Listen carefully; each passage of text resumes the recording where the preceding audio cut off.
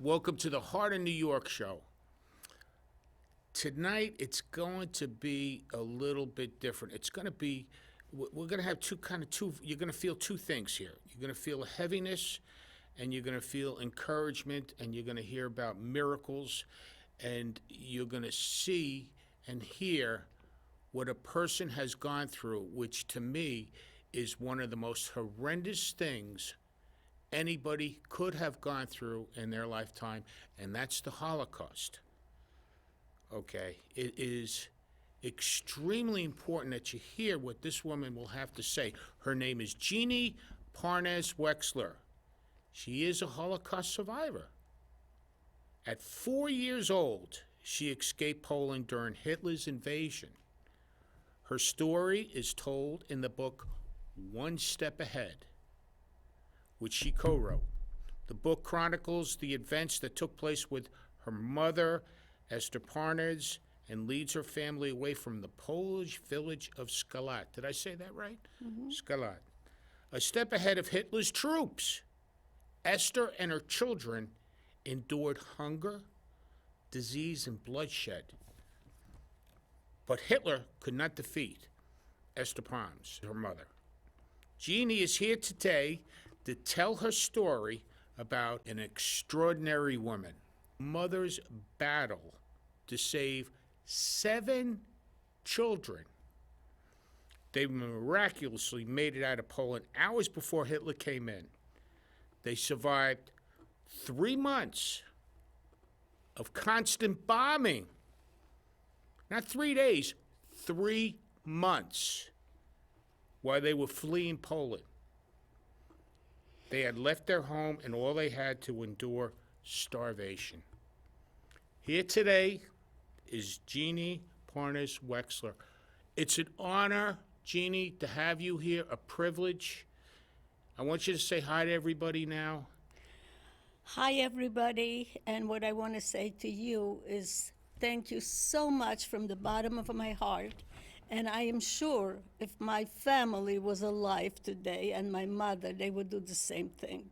Thank you, Jeannie. And I really appreciate to make my mother's story a reality, because what she wanted and what she dreamed of is that our story has to be known. The world has to know that there was one family that survived all these horrendous happenings, and we made it. Nobody, not a nail in anybody was hurt. Tell us how it started. Tell us, like, the first day you left, you escaped. Okay. This was June 1920. My oldest brother was caught and beat up, and the guys from town said that they will, the Nazis are coming tomorrow, and you'll be the first one we'll kill. He ran home and told my mother. My mother said, pack up and go over to a cousin of hers who lived over the Russian border, not far. And he did. He got on his bicycle, and as he came to the middle of the town, he ran into my oldest sister. Her name was Sally, and she was gorgeous and an actress with my parents on Jewish stage. And she didn't want him to go by himself because she always took care of him because of his foot. And okay, he agreed for her to go. And in the same town lived a young man who was my brother's friend, and he was gorgeous, but he came from the wrong side of the tracks. My parents were very, very much against him, and because of that, I'm sitting here. Wow. And he ran into them and asked where they were going. They told him. He said, you can't go by yourself. What are the soldiers were on the way from back to Russia? What are they going to do to such a beautiful girl? I have to go with you. And he got himself a bike and my sister, and they left. And ran into my sister Clara. She also wants to go because it looked like a picnic. And my sister Sally said, go home and tell Mom that I went and I'll be back in a day or two. She came home and she told this to my parents, and I have never heard my father scream. He was such a quiet gentleman. And all of a sudden he starts screaming and very angry at Sally. How can she leave with this guy? It's totally not acceptable. And my grandmother was there, my father's mother, and she said, you have to go and bring her back. and who knows what the soldiers will do to her. And my mother ran to the Russians. We were occupied by the Russians in 39. Right. And asked for help, and they liked my sister Sally because of her acting, and they saw a guy come with a Ukrainian with a horse and buggy. He called them over, took his passport, and said, go do what this woman tells you to do when you come back. My mother came home, and the screaming and the crying, and what is she going to do? Just go and leave the little ones? And what if she can't come back? Packed us all up. My father wasn't going. Packed us all up for overnight or two, and some blankets, pillows, whatever, and put us all into the carriage. And my father said he wasn't going, but by the time the carriage started moving, he came. And there was another cousin that my father felt pity on. He wanted to come, took him. And my mother sneezed. She was pregnant with her husband. They took him also. So all these people were on one wagon. Incredible. And we went to... And you escaped, in your book it states that you escaped by train. Yeah, but I'm going to get there. Okay. We set out to follow everybody and to find my sister. And we followed through, and we ran into some people and whatever. We found them. And when we found them and we wanted to get ready to go back, the guy ran away that was with us, and this young man who my father didn't want, he was strong and handsome, and he knew how to handle the horses. And he took the reins and started to turn the carriage around, and we heard planes come, and shortly after, bombing, and all around us, I can't explain to you, people were flying in the air. And carriages broken and smashed people with horses, and it was just horrible, horrible. And that was our first miracle, because we all sat on the wagon and not a nail on anybody was hurt. Incredible. With all the bombs With going all of on the around bombs. you. That was the first miracle. And so could we go back? No, we had to keep following where everybody else went. Sure. And so I'm going to tell you a couple of miracles that happened. We came to we went through a lot of farms, and corn was growing, so they were stealing, and I want to stop you, right before you say you want to talk about a lot of miracles, because in chapter 12, it says you're making a deal with God. What is that about? That has to lead up to the miracles that you're talking about. You're making a deal with God. Okay, so I'm going to go back. All right. My mother's mother, my grandmother, back at home, was a very, very pious woman. And our shul was running down, and she collected money to fix the shul. And when she did, the head rabbi from that area came to thank her, and he wanted to give her something, a nice seat. And she said she doesn't want anything, but if you want to give me something, give me a blessing. Oh, boy. And he gave her a blessing that she, her children, her children's children's children should find Neusachenzan, Bagot and Balad, that means to find favor in God's eyes and in people's eyes.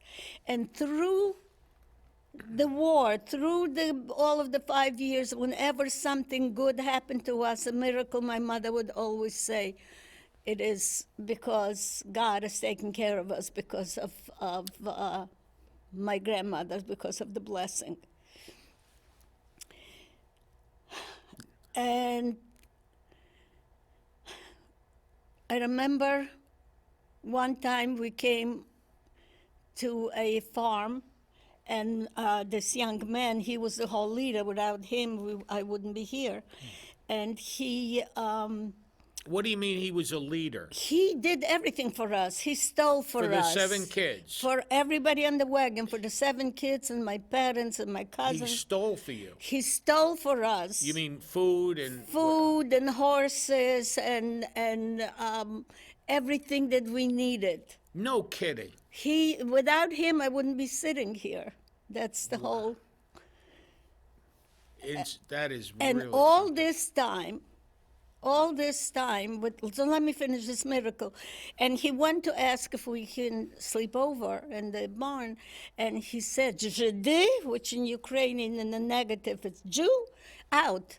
And he didn't let us in, and as we started traveling away, a plane came and bombed his house, and we would have let us in, I wouldn't be here.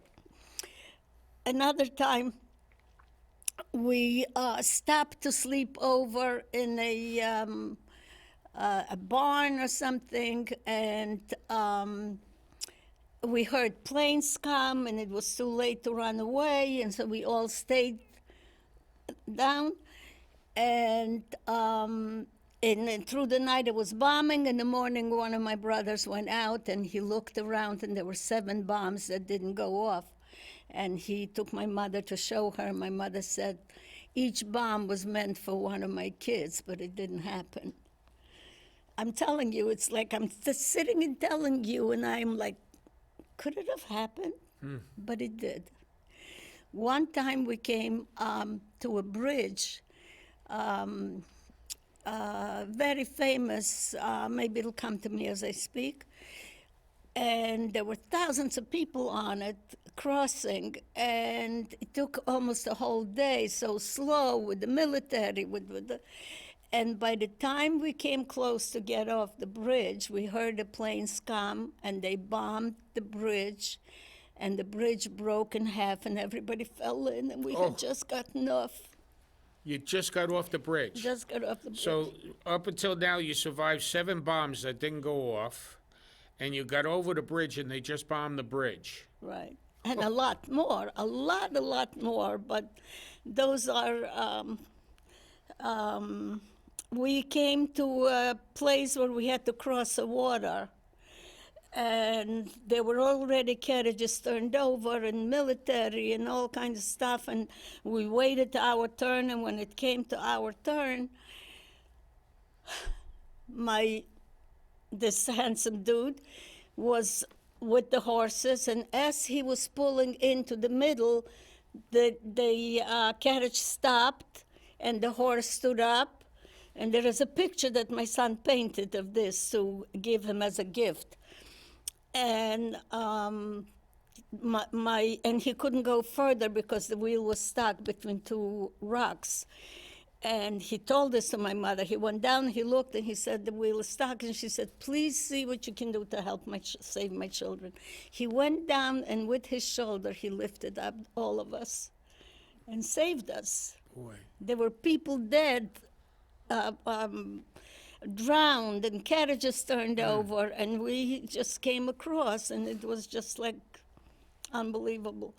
But all this time, my sister Sally suffered because my parents were very hard with her, because look, the kids are starving, it's your fault, because you left, so we ran after you, and she suffered a lot, and she started hanging on just to the guy because he kept saying to her, I don't have anybody. You're my mother, you're my father, blah, blah. And when she was handing out food, she would go out on the bottom to have, I just saw it on the tape, and give him the best. And my parents are very, very, very angry with her. Finally, we came to a place where there was a train, and there were other miracles, but I know I don't have the time. And we got on they put us on the train with all the other refugees and took us further into Russia. And they took us to, it'll come, Sure. the mountains where it's very, very cold near Siberia. Ooh. And we were there for a little bit without clothes. We had nothing. So by then it was already into the late fall. The Ural Mountains, the Urals. Okay. And somebody suggested to my father that we go to Uzbekistan because there is a warm climate, like Florida here. And we got permission and we all went there, and it was hell on earth for us. In The worst Uzbekistan? in Uzbekistan. They send us to a kolkhoz, you know what that is? No. Like in Israel, a kibbutz, but you work only for the government. You have nothing. Whatever you have, the communists take away from you, and whatever work you do for the government. And they send us, and there they were growing cotton. Can you eat cotton? And we were all very sick. I also forgot to say that my mother was pregnant when we left home, and 2 months pregnant. And by the time we came to Uzbekistan and all that disease with typhoid and malaria and dysentery, everybody, no food, that's where she gave birth. And my father was the doctor. Right. And the baby was born dead. And they took my mother to that hospital. Anyway, it's a whole big to-do. My brother actually took her, my oldest brother, who had a bad foot. And on the way, the horse didn't want to go any further. He wanted to go back. It's with the aspects. So he had to, and the carriage was one wheel on each side. So if you take out the horse, it'll either go back or go to the front. So my brother had to stand and hold these things on his shoulders. And he thought my mother was dead. And so he saw a bird fly by, and he started crying and talking to the bird, and he didn't kill the mother from taking away the mother for all the little kids. And my mother heard him, and she started moaning, and so he realized that she was alive. The guy came back with the horse and brought her to the hospital. And but the time in that place was the most horrendous, the most horrible that we had. When my mother came back from the hospital, everybody went to work on the farm, and when you finished the piece of land that they gave you, at the end of the day, they gave you a bit of soup. And my sister, who's 2 years older than me, our job was to find new grass, and my mother cooked it and added it to the soup, and so we ate. And one time, nobody was home, just my father, who was very, very swollen. We were, my sister and I looked like Biafra, like pregnant little girls, and laying on hay, and more mice and lice than you can imagine. And the door was open, and a bird flew in, and my father was after it, and he caught it, and he cooked it in a little green toy pot that we had, and gave it to me and my sister.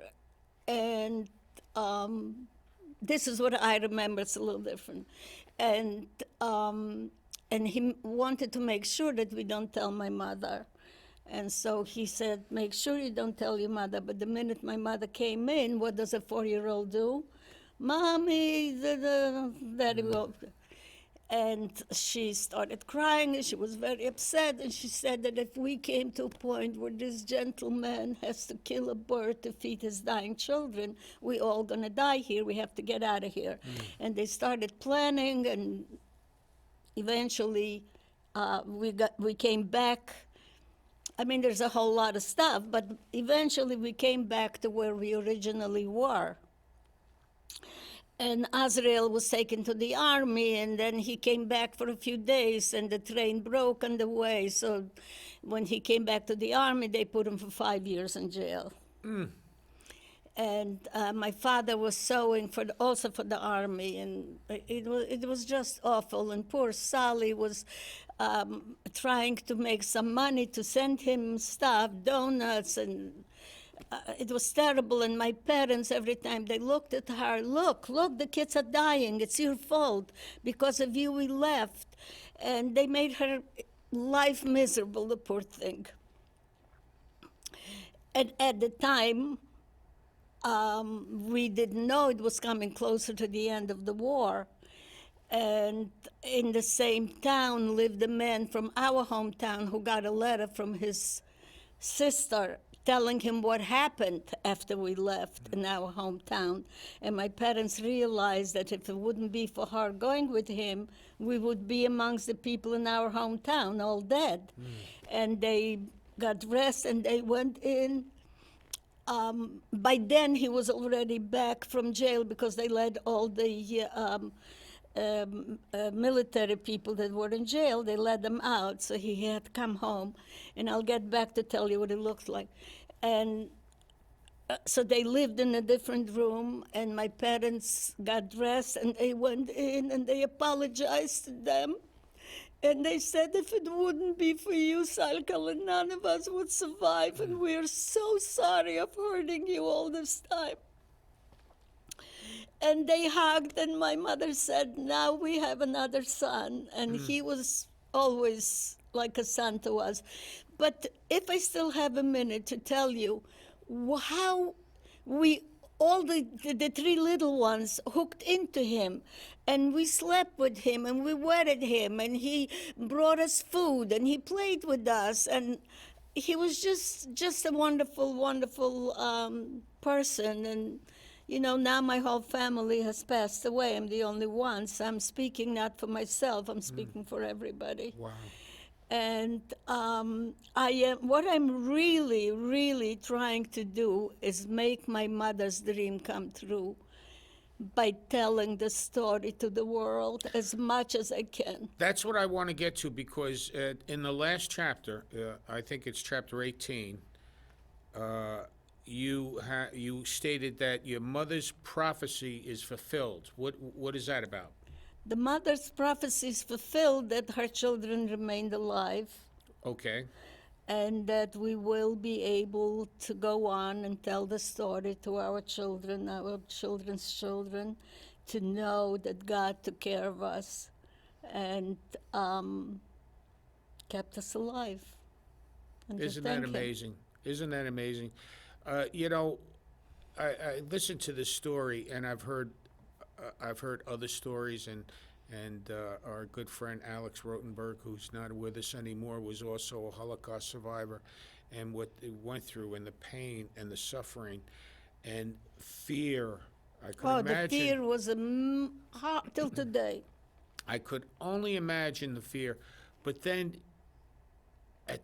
when you go through, and then you talk about how God got you through this, so you got the comfort of Almighty God that got this family through under circumstances that are unbelievable. Unbelievable.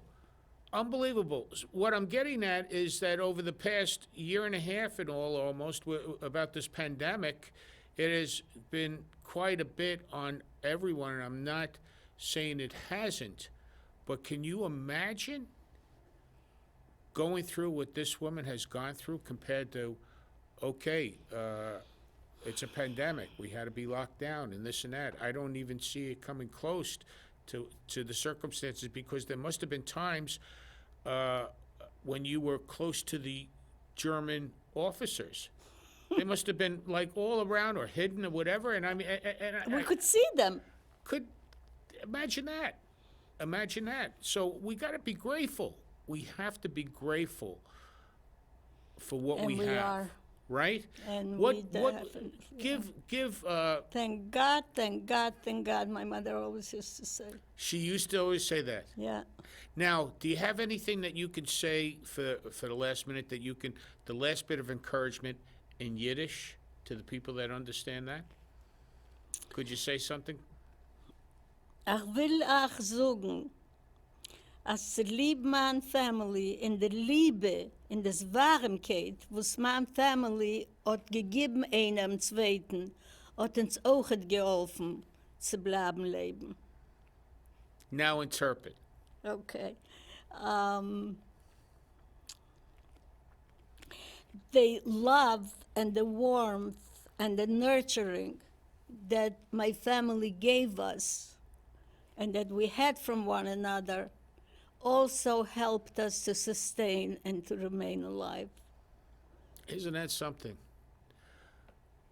I tell you, Jeannie, I just can't fathom.